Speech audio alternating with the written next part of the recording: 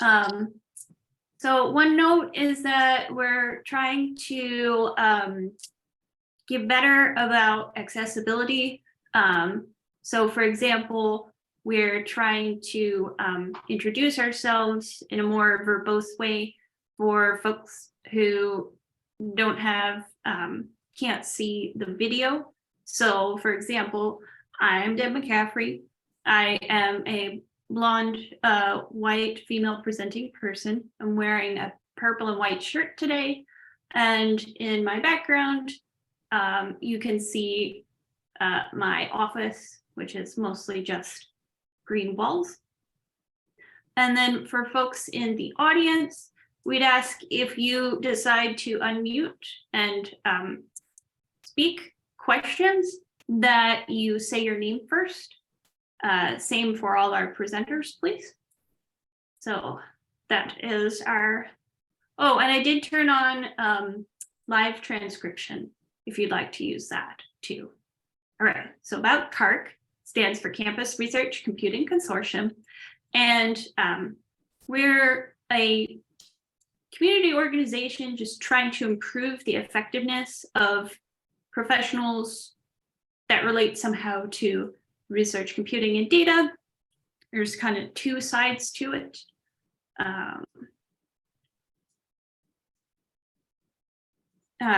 Today you're at the data-facing track. This is part of the People Network, which is a series of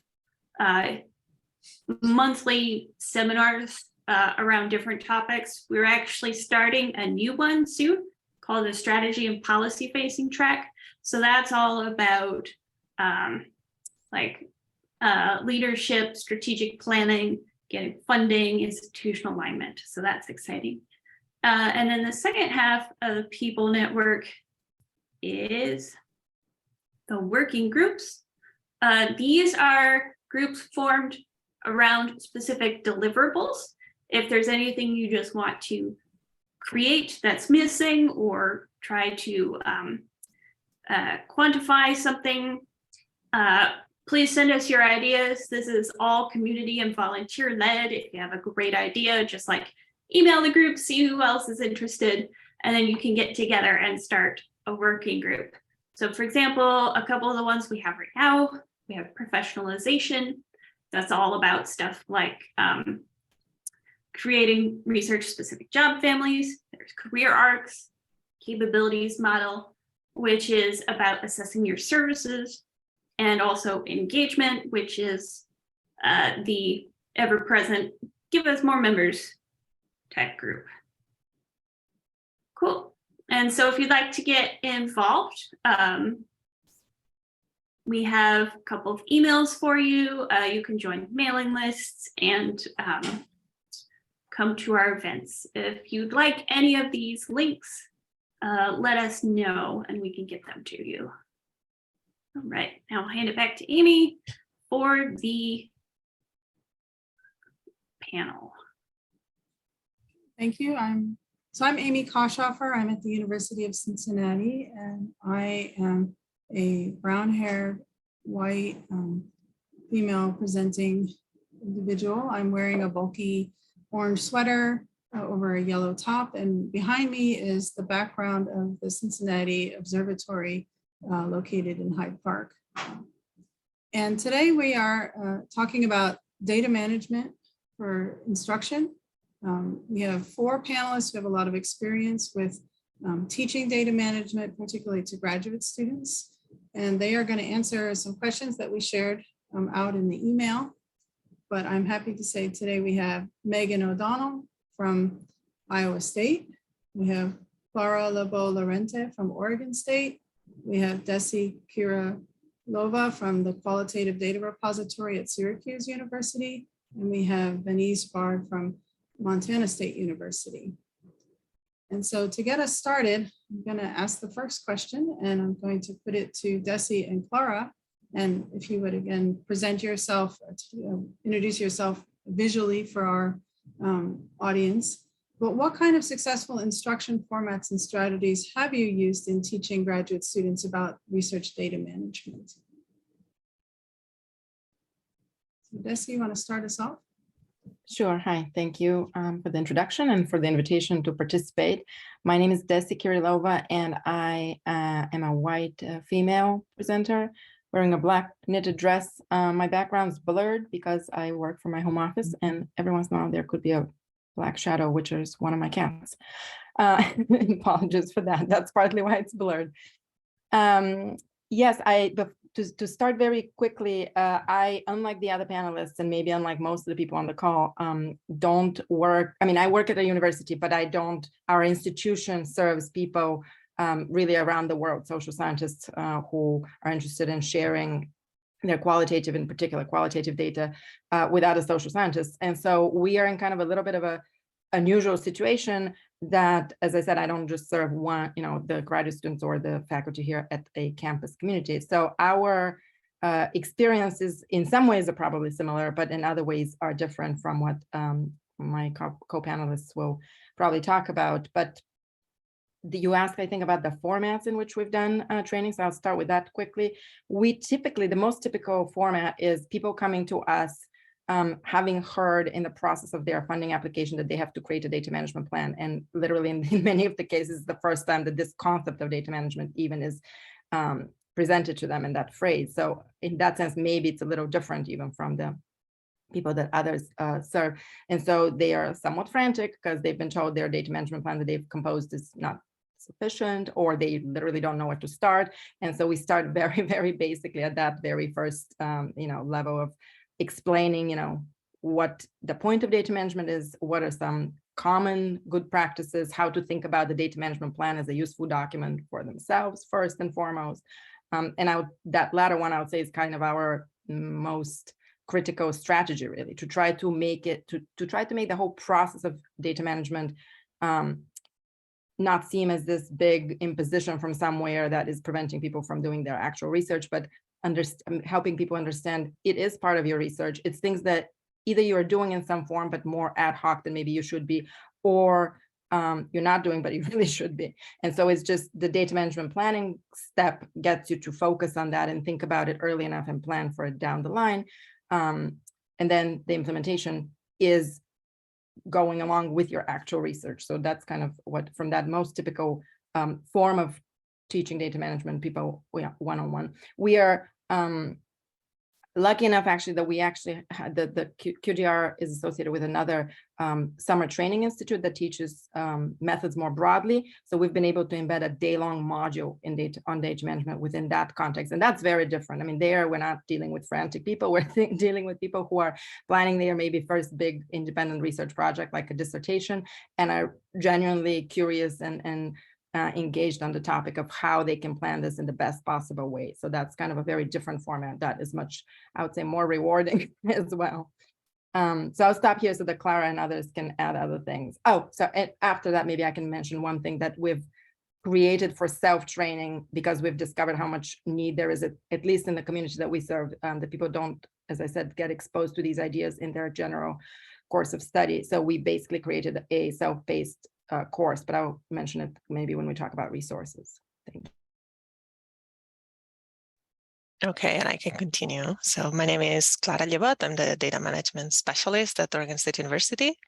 And yeah, thank you for inviting me to be here as a panelist. I am a white woman. I have brown hair. I'm wearing a headset right now, and I have a blue-purple jacket on. I'm actually borrowing an office from somebody else because I'm usually in a cube, and in my background you can mostly see a whiteboard and I don't know, something that looks like a tripod that I don't really know what it is.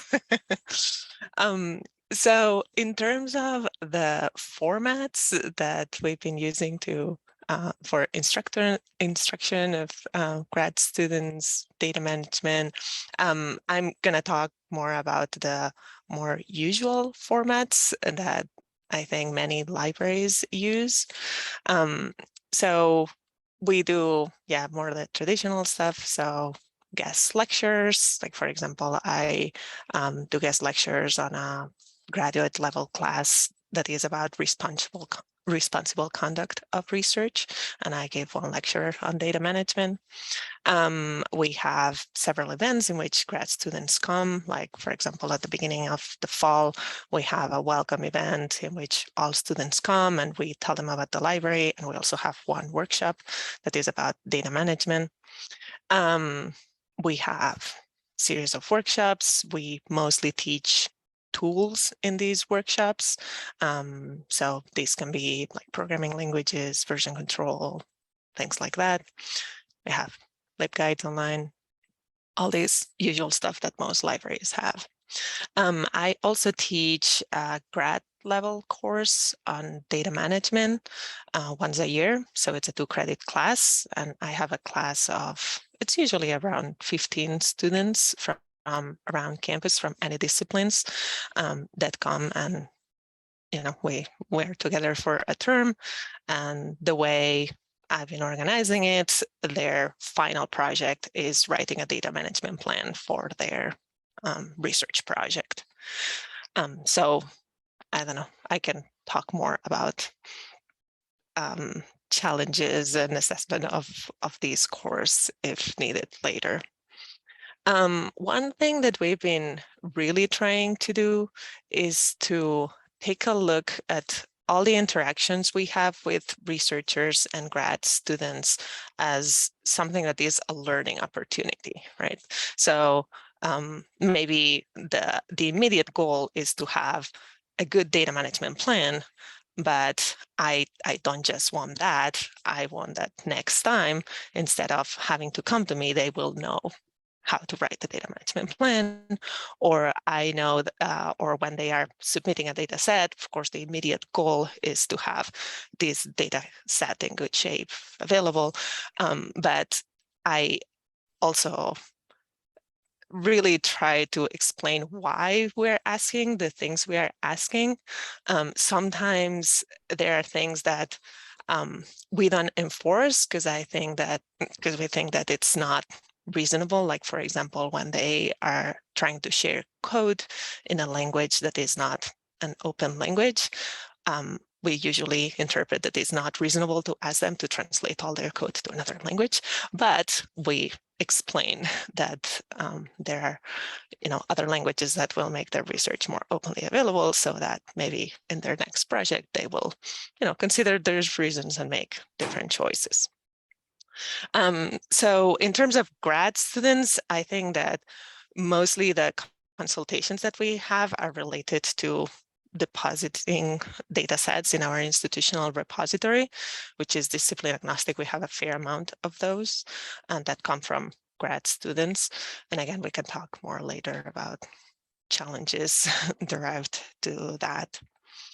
And then, and the consultations that are more about data management plans, they tend to be with researchers, not so much with grad students.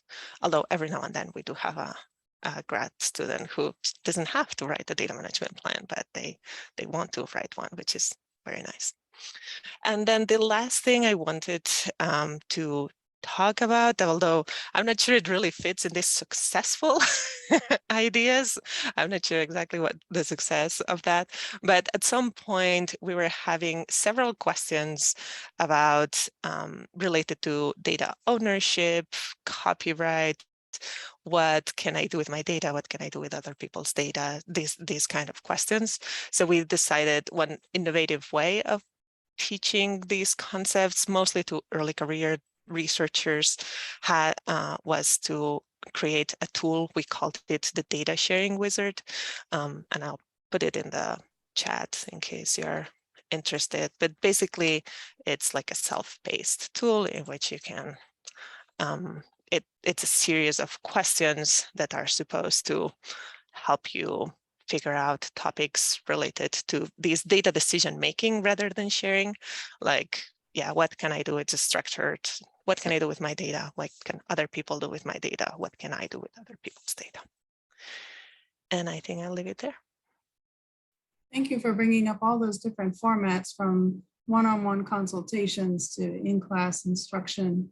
And you mentioned about challenges. I'm actually going to ask Denise to address some of the challenges and then come back to you, Clara and Desi. So Venice, what are some of the biggest challenges that you've dealt with in terms of the relationship to training and teaching research and data management? Well, there are many, and I will come back to that in just a second. I'll just do my quick intro. And thank you for having me today. My name is Venice Baird, and I'm a dark blonde-haired white female presenting person in a gray turtleneck against a neutral gray background. And I just want to mention quickly about my position here at Montana State, which is a little bit different maybe than some of the other panelists, in that my position is a split position where 80% of my time is funded through an NSF EPSCoR Research Infrastructure Improvement Track 1 award called the Consortium for Research in Environmental Water Systems, or CRUES. And so the majority of the graduate student teaching and training that I'll discuss today is based on working with the CRUES project as an embedded data librarian, where I have the benefit of having maybe some more close connections to the researchers and grad students. And so in terms of the biggest challenge, there are many, but I think the biggest, or perhaps maybe the common thread amongst them all, is that our institution is not well set up to accommodate the integration of data management practices throughout the disciplinary curriculum where they'd be most valuable, in my opinion. And that is in context and practice, because faculty are so busy already with full teaching and research workloads, and it takes time to build the relationships with faculty that can provide the foundation for the sort of course integration that I think would be most beneficial to students. And so there's a big challenge there in the institutional culture. And I do want to distinguish here, I think Clara did a great job of pointing out the many different types of instruction that we tend to provide as librarians. Here, I'm distinguishing between one-time lectures that are typically disconnected from the rest of the course material, where you come to, say, a geospatial course and talk about geospatial data management, versus courses where the data management component is more thoroughly integrated into assignments and other parts of the syllabus. So it's that latter kind of integration that I'd really like to see more of, to deal with this challenge of integration. And just as an example of that, I am working with a really motivated geospatial faculty member to present on data management plans and the FAIR principles. And to go along with that presentation, he has created an assignment to ask the graduate student cohort to write DMPs for their thesis. And kind of like what Clara was saying, is the DMP is integrated into the course she teaches. This is an example of a disciplinary faculty member asking his students to integrate and come up with a DMP for their thesis, which I think is a really important shift as we talk about other challenges like capacity. Thank you for that. Clara or Desi, do you have something you want to add to the challenges? Yeah, sure. I mean, again, because we serve a very particular community, I would start with something that is not, it's going to sound a little bit extreme for us, probably, and not relatable, but I think it is common, again, when we're talking especially about graduate students and early career people, the people who use qualitative data in social science don't even think about what they create and what they collect and generate as data. So that's the very first, like, super basic fundamental challenge. So we have to get their thinking in that direction. And everybody who works at the qualitative data repository is trained as a social scientist. So we completely understand that. We come from, a background where that was not necessarily the language that was used. So we try to relate to the way they do talk about their materials. So often I would talk about the materials that you're creating versus even using the word data. And then we'll move on to, you can think of them as data because they will be the empirical record on the basis of which you're going to draw your conclusions. And that's really what data is, regardless of domain, regardless of approach and method of gathering. So that's the very fundamental one. But the other, and again, as I said, I think people who work with quantitative data or maybe even physical objects maybe use the language more readily, but thinking about, what is the data, what is the metadata, what are the documentation files that kind of need to accompany a given project, especially if it's going to be for the purposes of making those data more open and making the project kind of more transparent. I think that's common, even though, like I said, my own experience is based on just people using qualitative materials. So beyond the basic kind of thinking and getting the vocabulary right so that we can talk to people in their own language, so to speak. The other part I think will be very common, and probably all of you would relate to that, is just getting everybody to think about that early enough, early enough at the planning stages before they start actually collecting those data materials, whatever they are.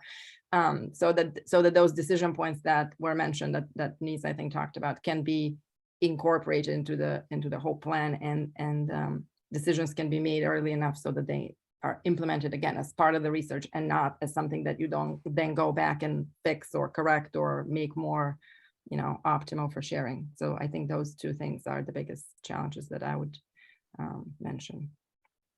I really appreciate that you keep bringing up the idea that we want to go just from a plan or a last minute thing to actual data management planning.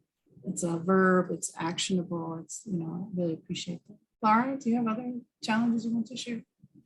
Well, mine is very related. To me, one of the biggest challenges I feel I have when I'm talking with grad students is that it's always so generic, because we don't have enough domain specific expertise, because we are serving the whole campus and there are so many different disciplines, right? So things like what Desi was saying, like we know which language to use that will speak directly to them.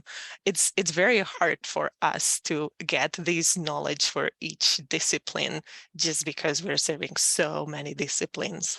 And many times, like what we can do is, general best practices, general resources, general concepts, but it is hard to go deep in a consultation with a researcher. And we did a pilot to, work with one group of researchers and try to help them more specifically in their work. And it's just something that we don't have enough, human resources to do in general. So I think that's more of a challenge for us than for them. Yeah, I appreciate that. Not all of us have a staff of 10 with multiple disciplines that they can speak to, but trying to navigate them is a very big challenge. So the next question I'm going to ask Megan O'Donnell to address. How do you see interacting with graduate students, interacting with data repositories, institutional or domain specific, and the process of data curation, which is probably a whole new thing for them? Hi, everyone. I'm Megan O'Donnell. I work at Iowa State University Library.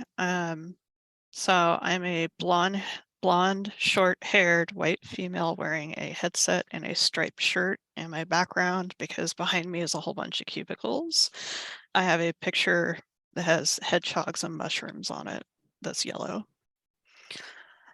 So how do I do the IT component part? Was that the question, Amy? Sorry. More about like data repositories. Oh, sorry. Yeah, the data repository one.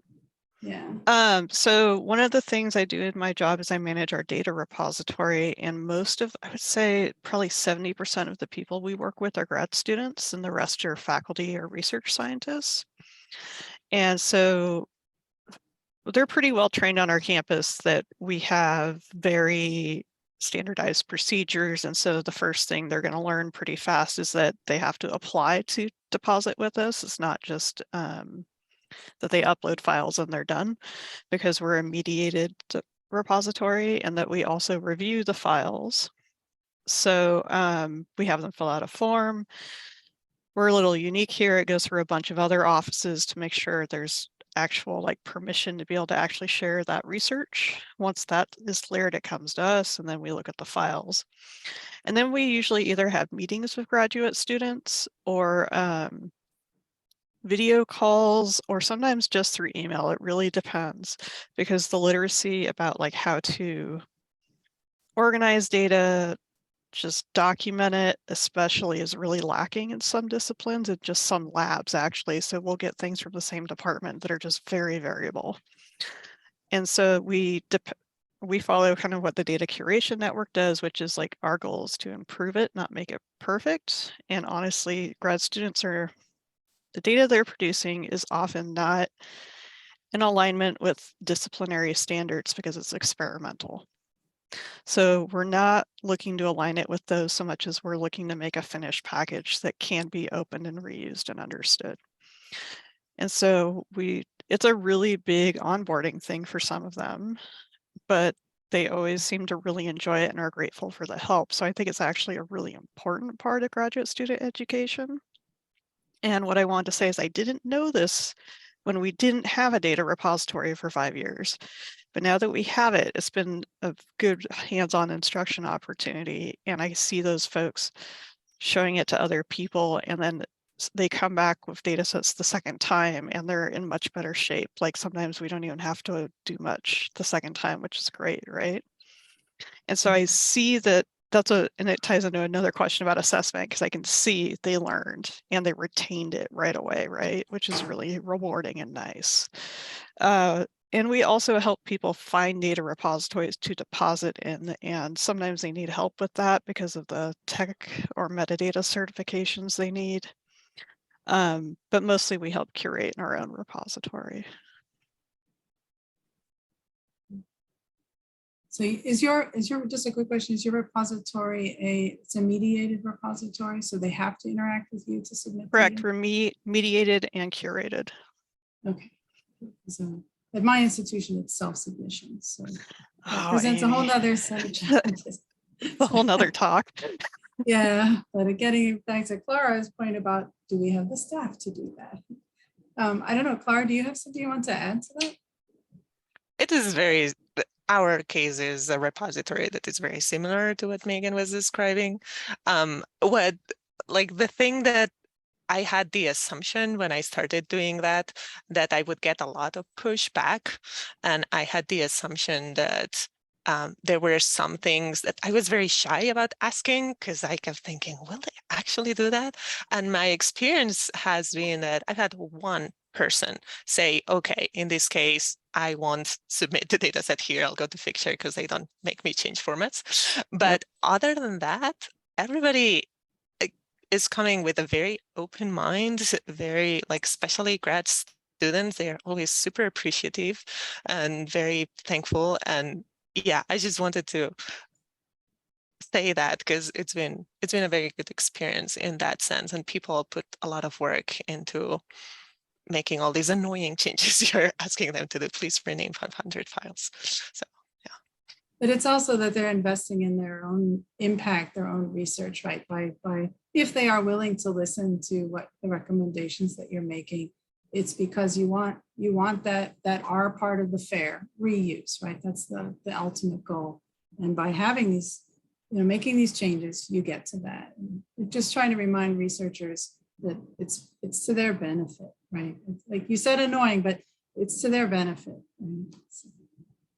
I'll say they don't seem all too annoyed. The only time sometimes I think they get annoyed is when somehow the email's misread and we have to go back and forth a couple times. Then I'm just like, can we just hop on a Zoom call? So yeah, usually it's a really rewarding interaction for both sides, it seems like, from the comments we get. And that's a good idea to do Zoom calls. We never do Zoom calls. It's all email exchange, and sometimes it can get Zoom. I highly recommend just doing Zoom calls when you can. Zoom calls with a follow-up email with the notes in it or something. Megan, the next question is for you. You mentioned about assessment. How do you use the assessments of those interactions to inform graduate student training and teaching afterwards? So do you take those one-on-one interactions and bring them into maybe a group setting or something like that? So I'm not going to pretend to be an assessment person. I'm not. I do a lot of ad hoc assessments. So like I said, when we see graduate students or people from the same lab returning and their data sets on initial intake are in better shape than like the first ones they sent us. That's kind of a very informal assessment that we're doing, where we're like, oh, they are definitely learning and retaining what we taught them. And that's nice, but we don't have like we don't do surveys and stuff. Usually because I run out of time when I visit classes or teach workshops, or I forget, because it's just not, my main thing is like talking to them and getting them to interact with me and to learn. And then the second thing is like, well, what did they finding out if it was helpful, right? So I do a lot of ad hoc stuff. Improving that is on our to-do list, so I'll admit that. I will also say it is hard to actually know if what you teach has impact, because that means going and looking at files in a lot of cases, and that's not easy to do, both at scale and in terms of access. Yeah, that's an interesting point to figure out if you are like doing follow-up surveys, or how do you reach back out. And you mentioned about repeat customers, or people bringing back, and maybe seeing knowledge transfer from a graduate student to a PI. Do you see any of that? Maybe that might be happening as well. Right?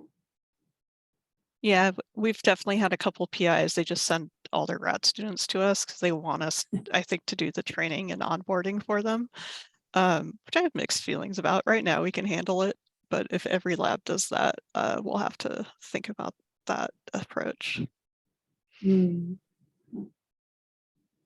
next question we have is about data curation. So what are some of the data curation decision points that impact or intersect with research IT, which is very important for this audience, resources either in the data management planning process or elsewhere in the research data lifecycle? And Denise, I'm going to ask you to address this question first. Thanks, Amy. So I think, to start with this question, it depends on whether the students I'm working with are working with big data or little data. And here I'm referring to Christine Borgman's book, The Big Data, Little Data, No Data, which I really can't recommend highly enough. I can put a link in the chat in a little bit if people are interested. If I'm working with students who are primarily storing their data in spreadsheets, research IT may actually only enter the discussion when we're talking about multiple backups and what their storage options are on campus, or maybe data sensitivity and secure servers, or something of that nature. If students are working with bigger data, or they're writing a DMP, planning to do so, then curation and research IT in an ideal world intersect at project inception. So right at the very proposal stage, I just recently went through a proposal with a group where myself, as representing the library and data curation, reached out to and worked directly with RCI, our research cyber infrastructure folks, to plan storage throughout the full data lifecycle, so that we could really think through the number of terabytes this project was going to generate and how researchers could best access, transfer, store communally. And so I think it really depends. In terms of training, of course, that's a very different question, because sometimes what happens is that although students start out with data that they can manage and analyze on their desktop, when the data grow beyond the desktop's capabilities, the questions start to arise. And if those are intersecting with research IT solutions, then I want to bring research IT in, maybe to do a joint consultation, or at least to refer the student to them. If we go back to what I was saying around the key challenge of teaching and training RDM, I think if our institutions had a data management culture where graduate student research assistants start out their research or responsible conduct of research courses with an intro to the data management plan, like Clara was talking about, and had that in governing their research. And we grew awareness of the common data management challenges and scaled solutions from that point on throughout the curriculum. I think we'd find that data curation and research IT specialists would have a lot more overlap throughout the research data lifecycle than we currently see. And I'd be interested to hear about impacts of data curation decision points from the research computing perspective as well, actually. And I'm looking forward to checking in with our RCI folks after this conversation on that. So thank you. Maybe Desi, if you have a brief comment that you might want to add to this. Yeah, sort of very different, but in some way analogous kind of thing. So none of the people that we work with are in the big data category, so that's not the concern, but many of them work with sensitive research data. We're planning to collect them, and then they need to think about how am I transferring these materials first during even the course of their data collection, way before we even get to submitting them to us at the repository. If many people do field work abroad, and depending on the circumstances, just certainly, even kind of conventional commercial cloud-based solutions are not a good step for, or not a good resource for them. So then we have to kind of help them research what are their university's more secure options. Do they have any? And oftentimes they would have no idea. And this is where the challenge that Clara was talking about, how she can't really speak the disciplinary language with her, campus community. We serve these people from institutions around the world. I can't possibly know what their local technological policies are, requirements, or the capacity of their research computing offices. So I just know to direct them, here's the type of entity on your campus that you need to turn to and ask and find out the answers to these questions.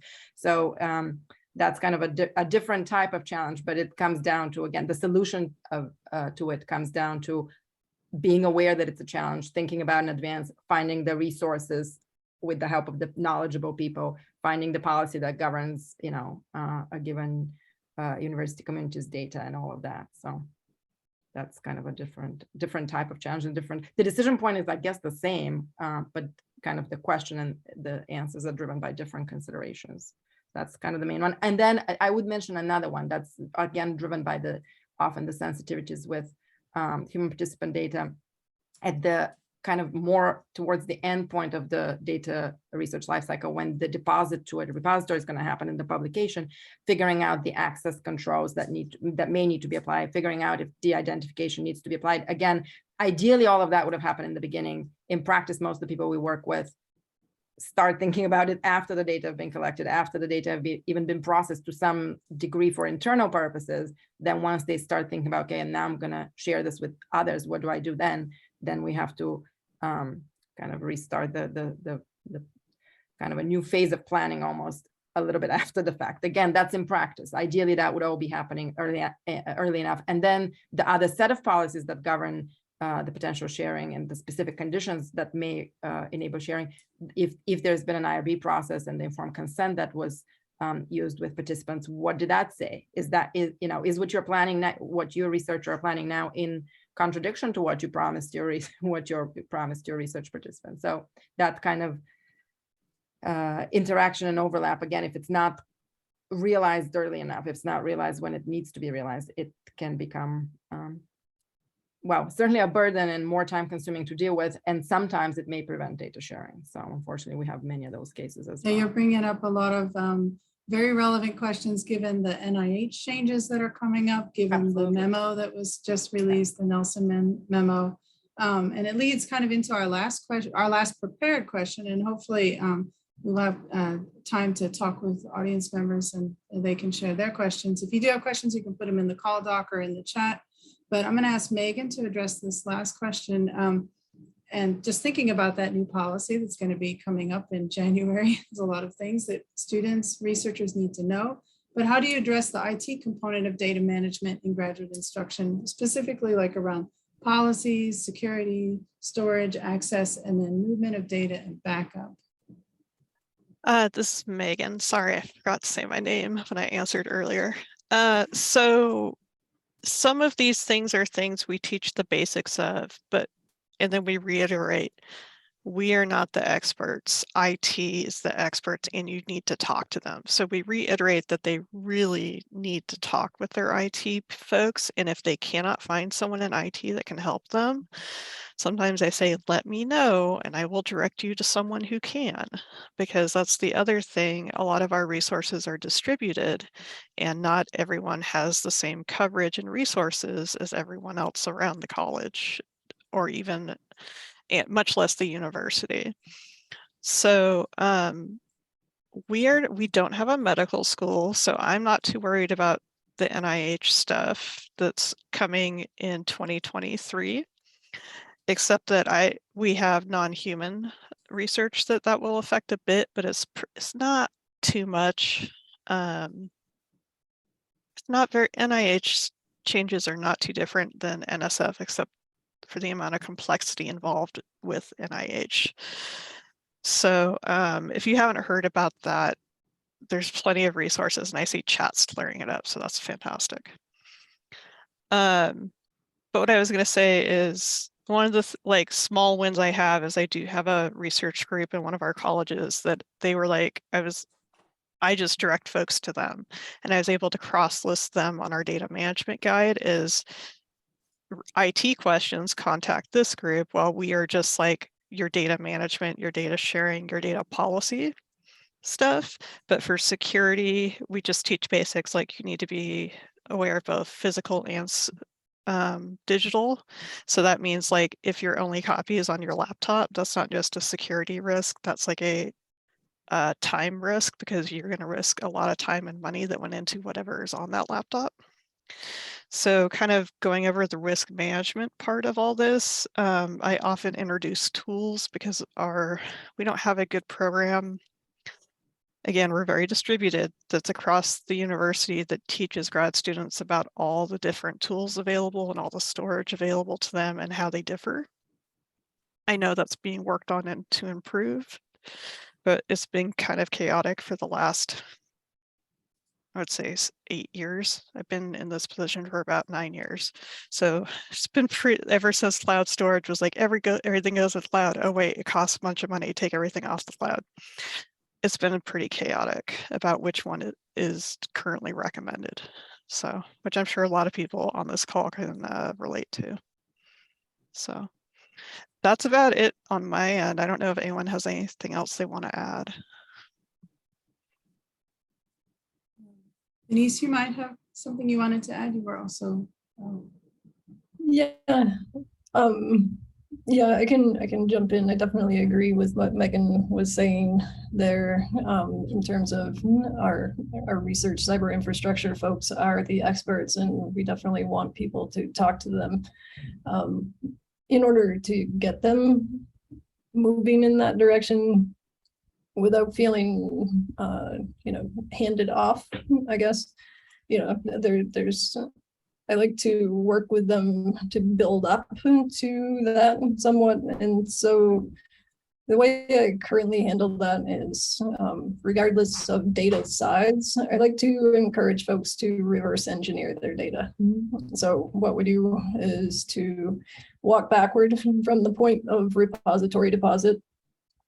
First we identify a likely repository, if that's a feasible thing to do with their given stage of where they are in their research.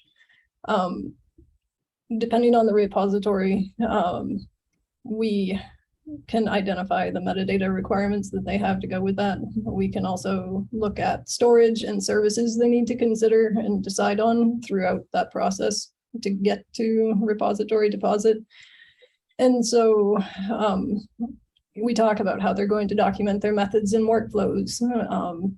That conversation about workflows is a great way to talk about open coding languages like Clara was mentioning before, and different ways to document methodology. And then we talk about how they're going to connect their raw data to the processing and analyses they perform, and supporting derivative data that underlies their manuscripts. And so when we work by reverse engineering the data flow throughout the life cycle, it it tends to be very productive, and that's how I teach it in a course setting.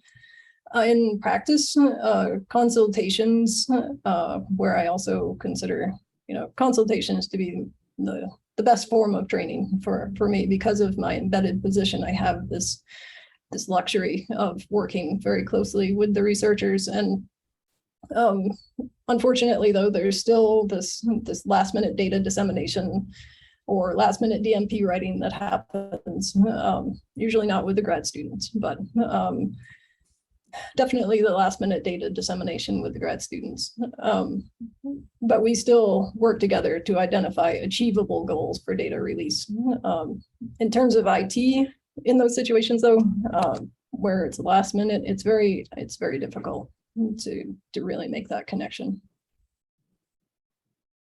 And so hearing the stress of, in an ideal world, if we are there at the start of the project conception, data management planning goes a lot smoother, more things are considered, more problems will have solutions from the very beginning.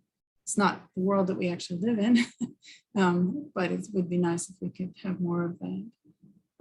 So we've come to the end of our prepared questions. I don't know if our panelists have any last things that they want to say about the discussion. I'll give that chance and then we'll open it up to questions from the audience. I'm just really curious to learn more about how the IT folks especially would like to work more with libraries, or what they currently see as our scope of duties on this topic, because I think there's a lot of overlap, and then also a lot of just working in parallel that would be really helpful. So any audience members want to talk about that, the relationship you have with people in the library doing data management work, or other organizations doing data management work on your campus?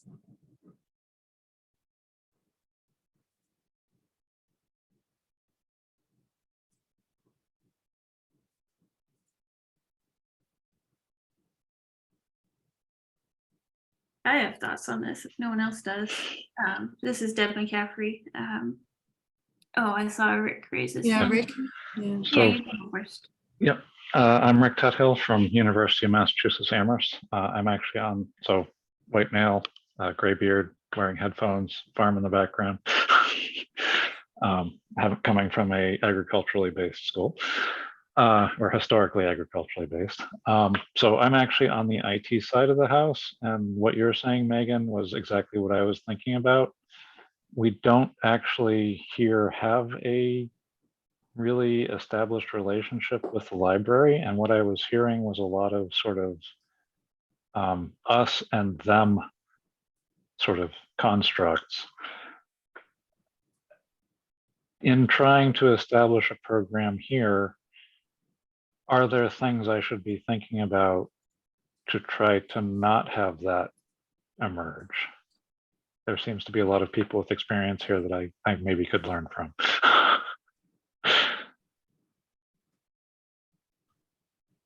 I can try and field that question first. This is Megan, and if other people want to chime in, I would say invite the librarians, and librarians invite IT, right? In my case, we just had, unfortunately, we started this work right before COVID hit, and then COVID hit. So some of those relationships we had built kind of aged out a little over the disruption. So just finding out who can do what and who can help and is willing to help is like the first step, right? And once you have that, building a team where it's just us, right, and not them and us, I think is the first step. And I can jump in on that too, Megan. I agree there. And part of what's happening here, Rick, at MSU is that a number of folks prior to my time have been working to build what they're currently naming the Researcher Alliance. It hasn't officially launched, and so that's not quite the official name, but it's the umbrella term. And so what they're trying to do, what we are trying to do is pulled together research cyber infrastructure, our statistical consulting group, the Office of Research Development, the Center for Faculty Excellence, and some other partners across the organization into one space in the library, as it happens, because we just happen to have a space that can be converted. And so people, representatives from all those different organizations or sub-organizations will come together under one roof, under one space, and be able to have consultations with researchers in that space where we can just tap somebody on the shoulder more easily, basically, and say, hey, we have this researcher, they are having this problem, and I know that's something that you really can speak to. Can you come join us? So that's currently how Montana State is working on that. Deb, did you want to follow up on that? Sure. Yeah. I'm trying to do this a little at the University of Michigan, which is where I'm at, specifically the med school. So we also have the added complication of everything's probably PHI. But one thing I've started doing with our library is we have monthly data management office hours where we make sure at least one person from the library and one person from IT is always there. Because like the way I look at it, like really, if you had one person who kind of coordinates all the IT services and library services together, that would be amazing. I have yet to convince people with money that it's a good thing though. So baby steps. But like we migrated away from Box when they raised their prices and went to Dropbox, and we completely changed our paradigm around that type of service. Like Box, it was unlimited, but now with Dropbox, we're trying to be more cognizant of usage. So we found people with like many terabytes of data in Box and interacted with them individually and talked in depth about like, what is all this data and where should it really appropriately be stored? And many of them needed multiple storage places just because the data was so large. And so like what I would really love to envision is taking like individual stories like that and try to kind of come up with life cycle templates. So like if your microscope generates a terabyte a day, you should probably put it in this storage first, and then it's right next to your compute. And after that, your figures are probably smaller. That stuff can go in like Dropbox and all that, so you can share it. But then when you're done, we have our nice archive that's meant for big files. You can stick the big files straight in there and then add some small files on top. Something like that is what I really envision. And I think it's so complicated, like you need one person dedicated to that.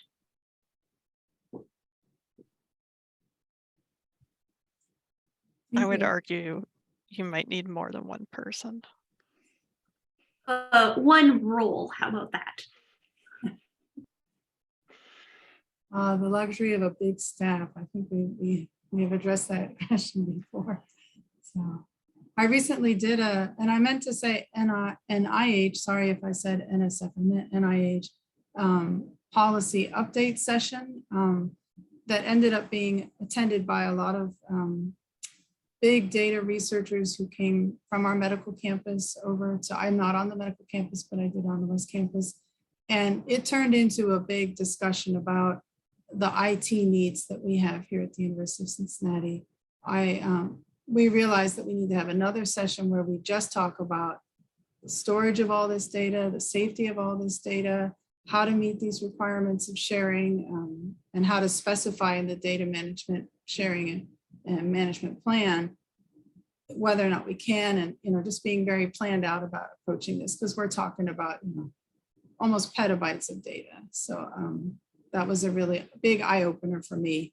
I thought we were a little bit more prepared than we seem to be at the moment. So I was lucky though, my colleague from the research computing group did ask me, can I come to your session? I said, yes. And we are planning a joint session in November to address some of this as well. So that's one of the things that we're doing. We have about 2 minutes left. Is there any last minute questions that people want to put forward?